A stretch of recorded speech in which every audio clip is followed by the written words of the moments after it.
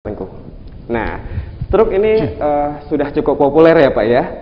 Sudah cukup populer, hampir semua orang tahu tentang stroke ini. Bahkan mungkin orang-orang di sekitar kita, keluarga ataupun orang tua kita juga ada yang menderita stroke, tergantung apakah stroke ini stroke berat atau stroke ringan nih Pak.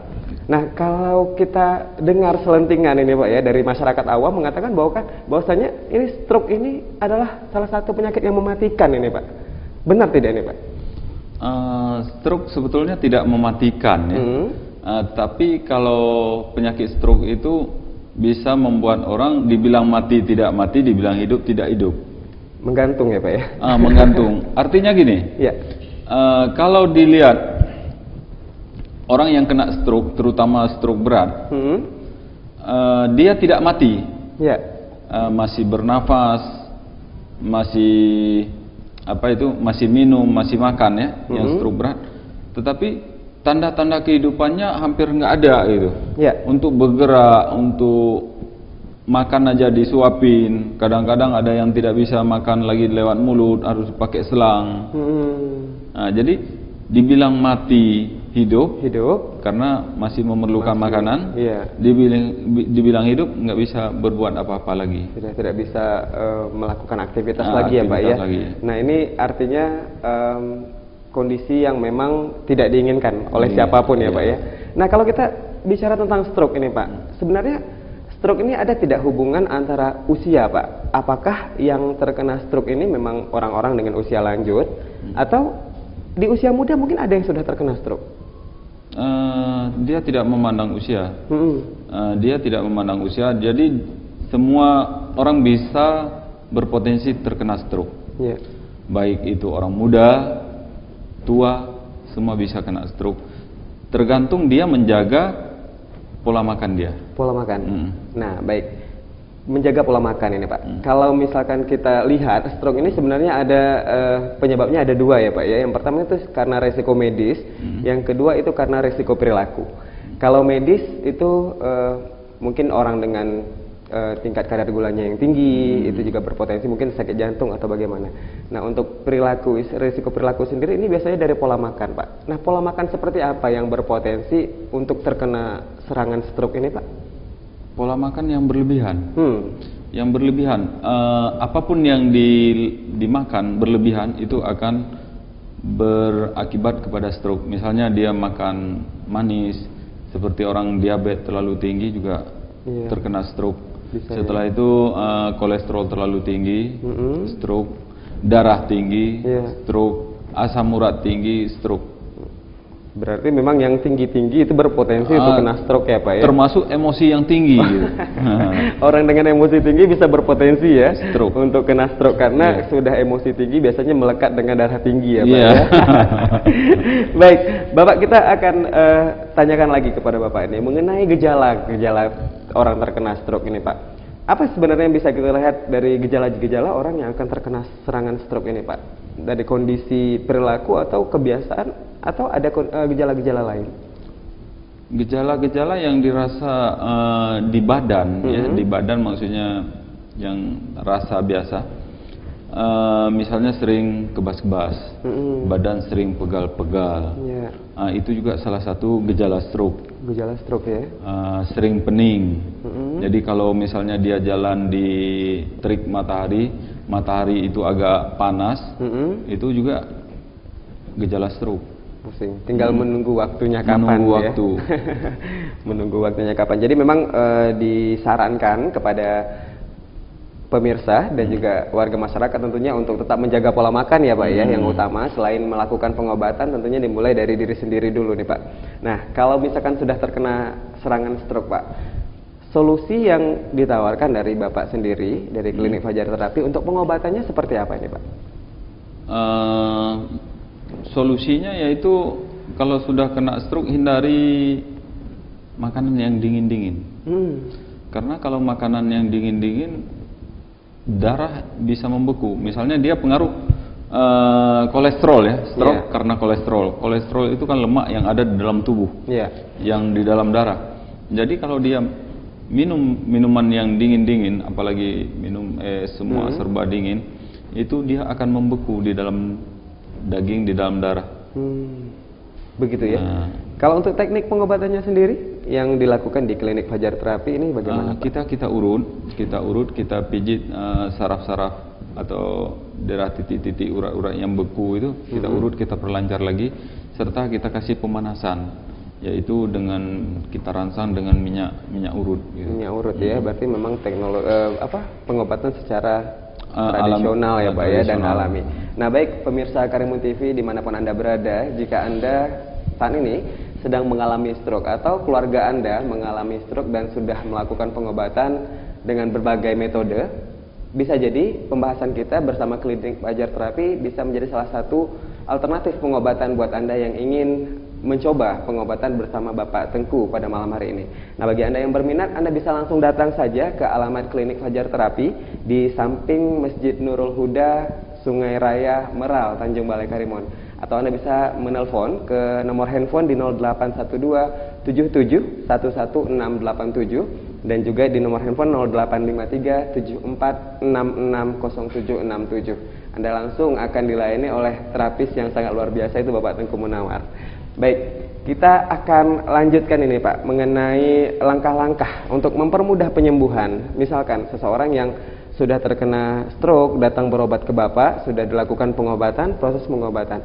Apa yang bisa membuat proses pengobatan ini bisa menjadi lebih cepat, istilahnya yang membuat orang itu bisa kembali seperti sedia kala selain dari pengobatan sendiri?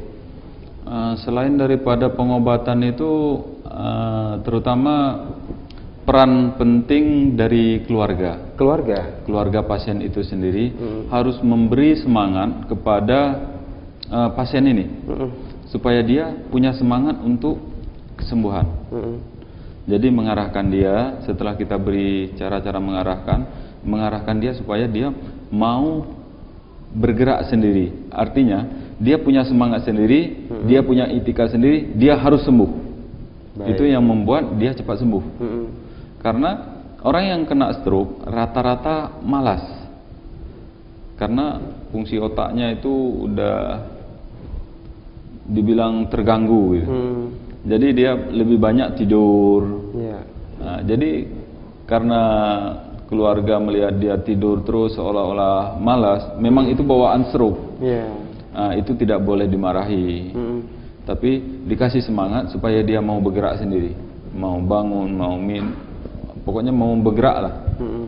Baik, tentunya dalam kondisi seperti ini bagi seorang yang terkena penyakit stroke atau penyakit apapun, ini dukungan dari keluarga sangat dibutuhkan ya Pak ya untuk penyembuhannya. Bukan justru kalau misalkan beliau agak rewel, bukan dimarahi ya Pak ya, tapi justru kita dukung bagaimana beliau bisa kembali menjadi sedia kala, seperti sedia kala, setidak-tidaknya penyakit yang diderita itu bisa segera pulih. Tapi tetap yang utama adalah bagaimana kita menanamkan semangat dalam diri sendiri. Aku pengen sembuh ya Pak ya. Itu betul. Dari diri sendiri, dari keluarga, dan juga akan dibantu dengan pengobatan di luar, dan tentunya dengan restu Allah Subhanahu wa taala. Betul ya Pak? Iya betul. Baik. Nah, untuk mengenai faktor keluarga tadi, ini perannya sangat penting ya Pak ya. Artinya memang seorang yang menderita penyakit stroke itu memang butuh perhatian sepertinya Pak. Jadi tidak bisa juga kita mengabaikan beliau begitu saja. Beliau misalkan untuk buang air besar agak susah ya Pak, maaf. Mungkin untuk makan agak susah. Ini tentunya perhatian dari keluarga itu sangat dibutuhkan, karena memang segala sesuatunya butuh bantuan.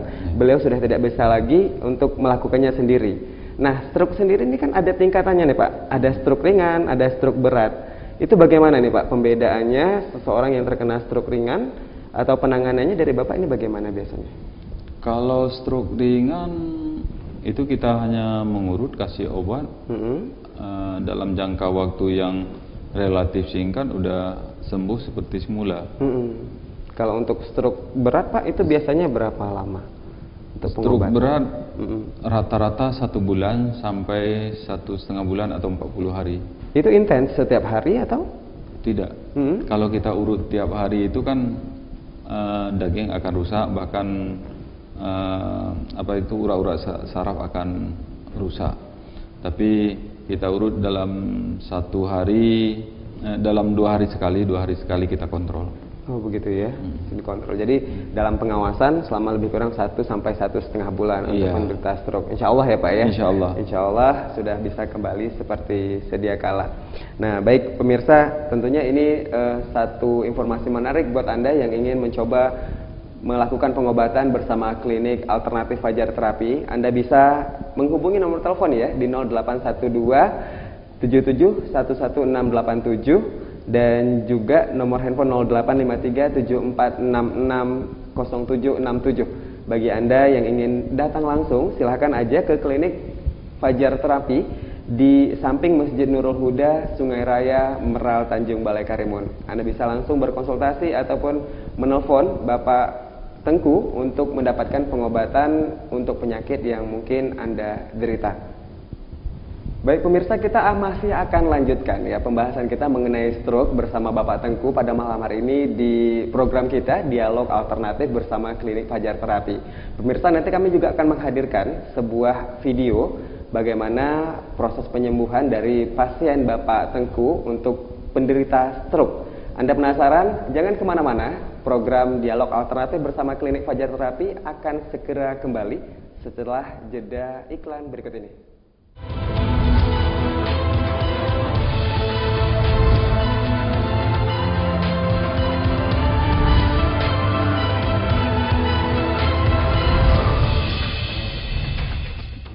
Pernahkah Anda atau anggota keluarga Anda mengalami seperti ini? Klinik Fajar Terapi dengan merujuk kitab Mujarobat dan Tajul Muluk dapat mengobati berbagai macam penyakit seperti stroke, patah tulang, geser tulang, lemah syahwat, dan lainnya secara alamiah dan tanpa operasi. 3 bulan yang lalu saya sakit stroke berat. Setelah saya berobat ke klinik Fajar Terapi, alhamdulillah saya sembuh total. Kami membuka praktek di samping Masjid Nurul Huda, Sungai Raya, Kecamatan Meral, Karimun. Hubungi kami di nomor telepon 0812 7711 atau 0853 74660767.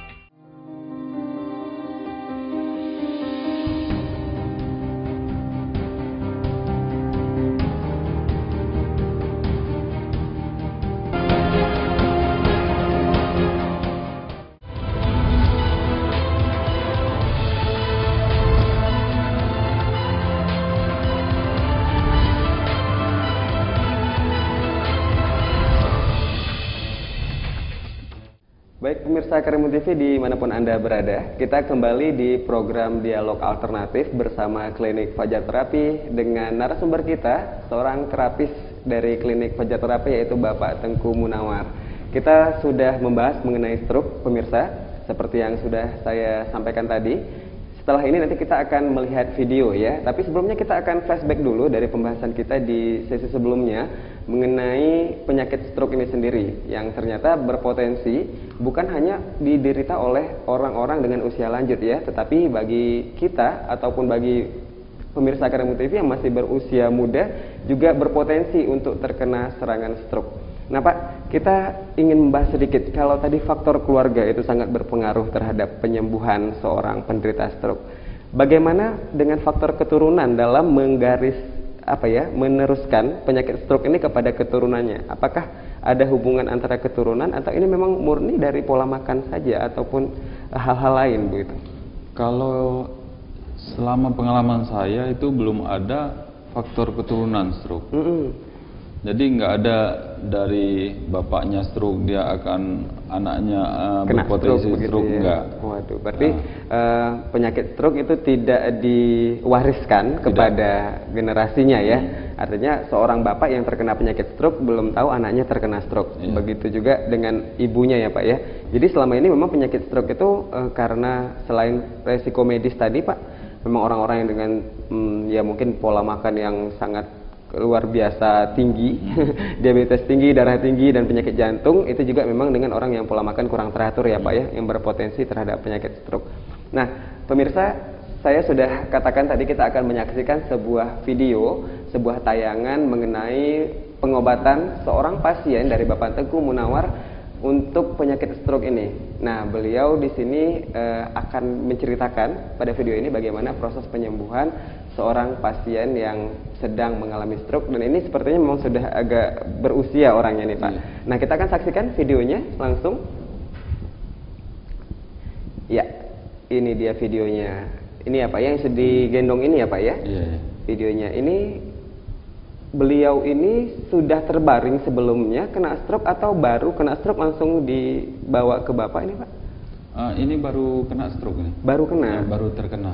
Baru terkena stroke. Jadi sudah langsung dibawa ke Bapak. Di mana ya Pak? Ini di rumah sendiri beliau atau dibawa ke klinik Bapak? Ini dibawa ke klinik saya. Ini di klinik ya? Di klinik. Di klinik. Pengobatannya di klinik. Baru kena langsung dibawa. Ini cukup parah Pak ya? Berarti tidak bisa jalan? Jangankan untuk berjalan, duduk aja gemetar. Bisa jatuh. Bisa jatuh beliau. Wah, ini Bapak sedang apa nih Pak untuk video ini Pak? Ini kita mencari urat saraf di otak dia supaya dia tenang. Oh begitu. Baik. Jadi aliran darah ke otak itu nggak normal, orang akan gemetar. Ya, itu sudah dicari sarafnya, kemudian tenang. Tenang. Tenang, baik. Berarti ini masih pertama ya Pak ya? Pertama. Setelah itu kita anjurkan dia untuk berdiri. Iya. Nah, kan udah tidak gemetar lagi. Tidak seperti di awal tadi ya, cukup gemetar. Ini sudah mulai lentur dan bisa bekerja sama seperti dengan Bapak nih Pak. Ya. Ya, ini dia. Ini kita ajak dia untuk coba dia berdiri sendiri gitu. Untuk menggerakkan anggota tubuhnya ya.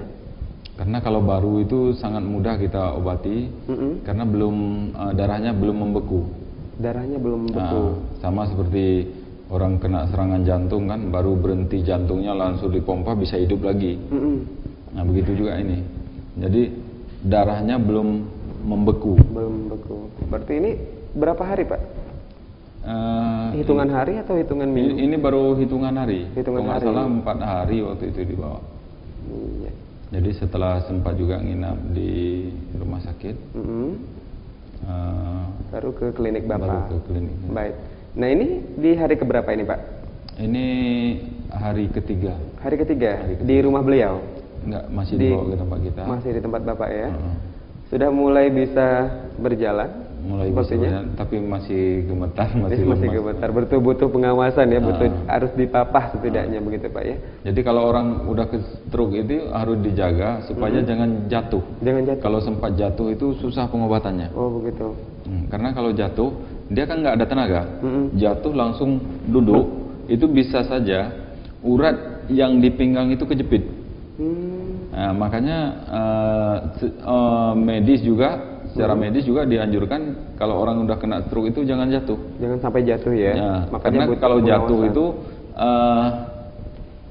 jatuh itu langsung tidak ada penahanan sedikit pun sehingga kuat getaran di pinggang. Iya. Jadi nggak ada nggak ada perlawanan dari tubuh untuk mempertahankan diri ya. Langsung jatuh habis begitu ya Pak ya. Nah ini ke mobil udah mau pulang ya. Sudah mau pulang tapi udah bisa masuk mobil sendiri walaupun masih harus diawasi ya. Harus diawasi. Betul. Nah ini untuk yang selanjutnya ini Pak kita lihat. Ini di rumah beliau. Ini di rumah pasien. Di rumah pasien. Sudah hari keberapa ini Pak? Ini hari ke-8 atau ke-9 nih. Lebih kurang 1 minggu ya Pak ya? Lebih kurang 1 minggu. Sudah lancar sekali berjalan sepertinya nih. Ini dilakukan setiap hari pengobatannya? Tidak? Tidak. Cukup diawasi? Ini sudah seminggu 2 kali. Seminggu 2 kali? Seminggu 2 kali. Sepertinya sudah lancar sekali ya Pak ya? Untuk beliau berjalan, tidak ada keluhan lain Pak? Setelah menjalani pengobatan dari hari pertama beliau? Tak ada keluhan lain. Tidak ada keluhan ya? Sudah makan bisa sendiri nih? Makan bisa sendiri. Cuma masih agak pusing kadang-kadang kalau banyak berjalan. Iya, masih pusing. ada pening. Kalau ini sudah hari keberapa? Ini hari 2 minggu. Sudah 2 minggu. Sudah bisa berjalan walaupun masih agak goyang ya Pak ya. Seperti ini memang belum sembuh total ya Pak ya? Belum. masih terkesan agak goyang beliau berjalan, cuman sudah jauh lebih baik daripada hari pertama beliau datang ke tempat Bapak ya. Nah, kalau kita lihat ini tadi kan belum sembuh total ini Pak Tengku. Biasanya kalau untuk ya yang gejala stroke seperti yang kita lihat di video tadi, itu butuh waktu penyembuhannya berapa lama untuk bisa total? Rata-rata yang kita obati itu 1 bulan. 1 bulan ya? 1 bulan rata-rata ya. Rata-rata. Cuma ada juga yang di bawah rata-rata, ada yang di atas rata-rata. Kalau di bawah rata-rata biasanya 25 hari. Itu di bawah rata-rata. Di bawah rata-rata, berarti memang ekstra ya? Di atas rata-rata itu 40 sampai 50 hari. Baik, 40 sampai 50 hari untuk pengobatan dari penyakit stroke ini sendiri. Kalau itu faktor usia untuk penyembuhan berpengaruh? Ada pengaruh faktor usia, mungkin dengan usia yang lebih lanjut agak lama, mungkin selama ini pernah Bapak alami untuk pengobatannya? Tidak ada pengaruh dengan faktor usia. Iya, berarti Insya Allah faktor usia tidak berpengaruh. Yang sangat berpengaruh itu dalam istirahat dia, emosional dia. Kadang-kadang ada pasien tidak mau mengikuti arahan kita, itu yang paling susah. Baik. Misalnya gini, rata-rata orang yang kena stroke itu kan pengaruh dari darahnya tinggi, kolesterol tinggi, itu rata-rata ya. Di saat dia tidur kan panas, maunya kipas angin aja. Setelah itu kipas angin dipakai, kipas angin kan ada batas waktunya. Kadang-kadang keluarganya memperhatikan dia dimatikan. Itu marah-marah. Akhirnya keluarga nggak berani mematikan kipas anginnya, sehingga dari sore sampai pagi kena kipas angin. Kalau pasien yang seperti itu yang agak lama. Bahkan lama, bukan agak lama lagi. Lama sekali bisa diobati. Lama sekali baru sembuh. Karena gini, pengaruh daripada kipas angin, jangankan orang lagi kena stroke begitu, kita lagi sehat aja coba arahkan kipas angin ke badan kita. Terlalu lama lagi ya Pak? Terlalu lama. Kadang bisa ngilu tulangnya Pak. Ngilu tulang, kita aja bisa yang masih normal ya, apalagi yang orang dalam kondisi perawatan yang setelah penyakit yang diderita seperti stroke tadi. Nah, artinya memang keinginan dari dalam diri sendiri yang paling utama ya Pak, untuk kesembuhan, mengenai mematuhi pantangan ya Pak ya, untuk penyembuhan. Nah, kalau untuk pantangan ini Pak, selain pantangan makan, biasanya untuk seorang yang terkena stroke ada pantangan-pantangan lain Pak, yang mungkin menjadi untuk mempercepat ya proses penyembuhannya. Ada dia kalau stroke ini harus tidur itu, kalau kebiasaan tidak pakai selimut, kalau udah kena stroke harus pakai selimut. Kenapa tidak boleh kena dingin? Supaya dia tidak masuk angin lagi. Kadang-kadang kalau nggak selimut, apalagi kita lihat rumah yang sederhana, kadang-kadang pakai kipas angin, obat nyamuk di samping, dia nggak selimut, digigit nyamuk. Lagi kita obati dia stroke, kena demam berdarah lagi kita obati stroke, dia kena malaria. Kan cukup merepotkan gitu. Betul. Jadi harus dijaga juga tidur dia. Kesehatan beliau juga, selain kesehatan dari penyakit stroke itu sendiri, kesehatan yang lain juga dijaga nih. Jangan sampai kena stroke tapi tetap kena yang lain penyakitnya. Jadi pengobatannya repot ya Pak ya, seperti Bapak bilang tadi. Baik Pak, seperti yang kita lihat dari video yang kita saksikan tadi nih Pak, mengenai orang yang tidak boleh jatuh tadi Pak ya. Nah, itu ada potensi untuk kelumpuhan Pak, kalau misalkan orang yang stroke tiba-tiba terjatuh, ada potensi untuk lumpuh? Ada lebih banyak potensi untuk lumpuh total. Lumpuh total ya Pak ya? Artinya tidak bisa diobati lagi. Kenapa demikian? Banyak orang yang mengobati itu kan dia lihat dia kena stroke, nggak bisa bergerak, dia tidak memperhatikan sendi-sendinya bagaimana, saraf-sarafnya bagaimana, itu tidak diperhatikan sehingga berakibatkan lumpuh total. Tapi di kita itu kalau kita tanya dia pernah jatuh, nah kita akan periksa itu, engsel pinggangnya bagaimana, urat saraf di daerah pinggang gimana. Dipastikan dulu kondisinya Pak ya, karena kalau sudah stroke jatuh itu susah penyembuhannya. Penyembuhan. Baik, pemirsa Karimun TV dimanapun Anda berada, makin seru perbincangan kita dengan Bapak Tengku untuk pembahasan mengenai stroke pada malam hari ini. Tentunya kita masih akan lanjutkan ya perbincangan kita bagaimana nantinya untuk pengobatan dari stroke ini sendiri.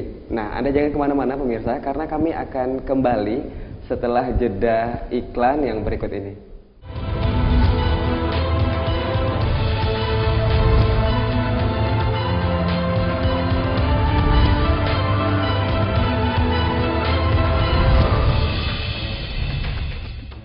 Pernahkah Anda atau anggota keluarga Anda mengalami seperti ini?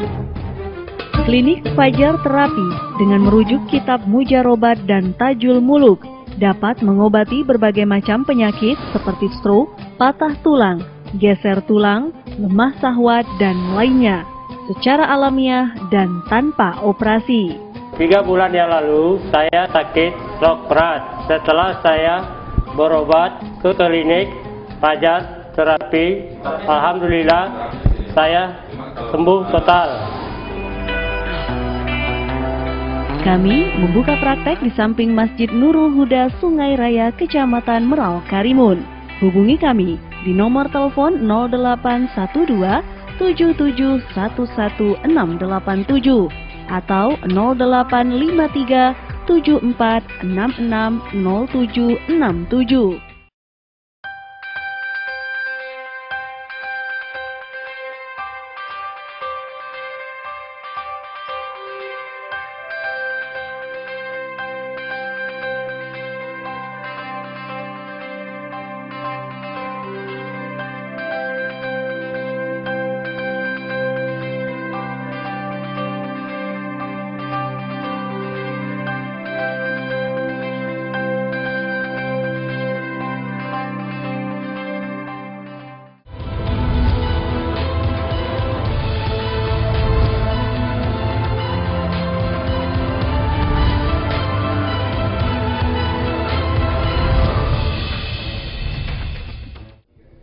Baik pemirsa Karimun TV dimanapun Anda berada, kembali kita di program acara Dialog Alternatif bersama Klinik Fajar Terapi ya. Masih bersama Bapak Tengku Munawar dan kita masih membahas mengenai stroke pada malam hari ini. Tentunya kita sudah banyak sekali menginformasikan mengenai stroke untuk pemirsa, dan bagi pemirsa yang membutuhkan pengobatan alternatif dengan secara alami dan tradisional ini, pemirsa bisa datang langsung ya ke Klinik Fajar Terapi di samping Masjid Nurul Huda, Sungai Raya, Merau, Tanjung Balai, Karimun, dan langsung bisa bertemu dengan Bapak Tengku di Klinik Fajar Terapi. Baik Pak Tengku, sepertinya kita sudah cukup banyak membahas mengenai stroke pada malam hari ini, dan kira-kira nih Pak, menurut Bapak kesimpulan dari untuk seorang yang terkena stroke ini bagaimana nih Pak? Seorang yang kena stroke itu yang pertama dia harus punya semangat bahwa dia harus sehat. Harus sehat. Semangat dari dalam diri ya. Semangat dari dalam diri. Ya. Selanjutnya. Selanjutnya keluarga juga harus memperhatikan yang sakit itu jangan emosi. Harus dirawat dengan rasa kasih sayang. Betul. Setelah itu perbanyaklah menasihati orang yang stroke itu, memberi semangat dan menasihati supaya dia tidak melanggar pantangan-pantangan atau larangan-larangan yang telah kita berikan. Baik. Itu kalau dengan cara begitu, insya Allah proses penyembuhannya sangat cepat. Ya. Sangat cepat ya Pak ya. Sangat cepat, istilahnya di bawah rata-rata. Di bawah rata-rata. Dari yang rata-rata tadi 30 hari bisa di bawahnya ya. Di bawah rata-rata. Bisa jadi 25 hari ya, insya Allah. Nah, untuk himbauan ini Pak kepada warga masyarakat yang mungkin yang sudah terkena stroke atau juga yang ingin mencegah biar tidak terkena stroke, seperti pola makan yang sangat berpengaruh terhadap penyakit stroke ini, mungkin ada himbauan tersendiri dari Pak Tengku? Kalau himbauan saya gini, yang sangat berpotensi untuk terkena stroke, yaitu himbauannya supaya jangan makan, habis makan yang panas-panas, misalnya makan soto, makan bakso, itu hindari minum minuman yang dingin. Oh begitu, jadi biasanya paling enak tuh Pak ya, makan bakso pakai teh manis, es teh manis Pak. Jadi dihindari itu Pak ya? Hindari yang dingin. Kenapa Pak? Karena begini, kalau dalam keadaan dingin, misalnya habis olahraga, badan kita kan semua berkeringat. Setelah itu kita stop dengan es. Jadi sirkulasi darah itu udah tak normal lagi. Begitu juga misalnya kita ambil bakso 1 mangkok, setelah itu kita masukkan es di dalam mangkok. Kita perhatikan mangkok itu bagaimana. Begitu juga kita makan makanan berminyak, berlemak, terutama misalnya seperti soto itu kan banyak lemaknya ya. Kita makan. Setelah kita makan, seharusnya itu di dalam lambung kita itu bisa diserap, lemak-lemak itu bisa diserap oleh lambung, oleh tubuh kita diserap. Tapi karena kita minum es, dia lemak-lemak itu akan membeku. Nah, itulah yang menjadi penyakit. Dia membeku di dalam. Jadi dia tidak bisa larut. Karena apa? Karena udah beku oleh es tadi. Jadi tidak bisa tercerna dengan baik ya Pak ya? Tercerna dengan baik. Nah ini sesuatu yang baru ini informasinya. Mungkin banyak orang yang tidak tahu mengenai hal ini. Karena memang biasanya minum panas itu enaknya sama, makan panas enaknya sama yang dingin-dingin Pak ya. Ternyata itu harus dihindari ya Pak Tengku ya? Karena gini, ini pengaruh lain. Misalnya kita lihat gini, ini keadaan lagi panas-panasnya. Setelah itu tiba-tiba hujan. Kita langsung jalan di hujan itu. Bagaimana kondisi badan kita? Pasti meriang, pasti demam. Begitu juga kita habis makan panas, kita minum dingin. Jadi organ tubuh yang ada di dalam tubuh kita itu akan mengalami gangguan. Kaget ya Pak ya? Kaget. Baik, ini merupakan informasi yang sangat penting tentunya buat saya juga ini Pak Tengku, dan juga buat pemirsa Karimun TV dimanapun berada, mengenai pola makan ya, yang justru akan bisa berpengaruh terhadap penyakit ataupun potensi untuk terkena gejala penyakit stroke. Baik pemirsa dimanapun Anda berada, saat ini kita sudah sampai di penghujung acara nih. Kita sudah membahas mengenai stroke, dan juga Bapak Tengku sudah memberikan tips untuk menghindari penyakit stroke ini dengan menjaga pola makan. Bukan hanya mengkonsumsi gula yang berlebihan atau daging yang berlebihan, tetapi juga dengan menjaga memilih ya Pak ya, untuk tidak makan dengan yang dingin. Setelah memakan yang panas itu jangan minum yang dingin ya. Mudah-mudahan ini menjadi informasi yang cukup bermanfaat untuk pemirsa Karimun TV dimanapun Anda berada. Dan pemirsa, bagi Anda yang ingin segera datang ke klinik alternatif Fajar Terapi, silakan Anda datang saja ke samping Masjid Nurul Huda, Sungai Raya, Meral, Tanjung Balai Karimun. Atau Anda bisa menghubungi melalui SMS atau telepon di 0812 7711 687 atau di 0853 7466 0767. Anda akan langsung dilayani oleh Bapak Tengku Munawar dari klinik Fajar Terapi. Baik, kalau begitu pemirsa, saat ini kita sudah harus tuntaskan dialog kita pada malam hari ini, dan kita akan ketemu lagi di hari ataupun waktu yang lainnya untuk pembahasan mengenai keluhan-keluhan yang mungkin dialami oleh pemirsa Karimun TV. Kalau begitu saya mohon maaf, saya harus undur diri dari hadapan pemirsa. Terima kasih untuk kebersamaan Anda mengikuti dialog kami, semoga bermanfaat. Dan saya akhiri dengan Assalamualaikum warahmatullahi wabarakatuh. Sampai jumpa.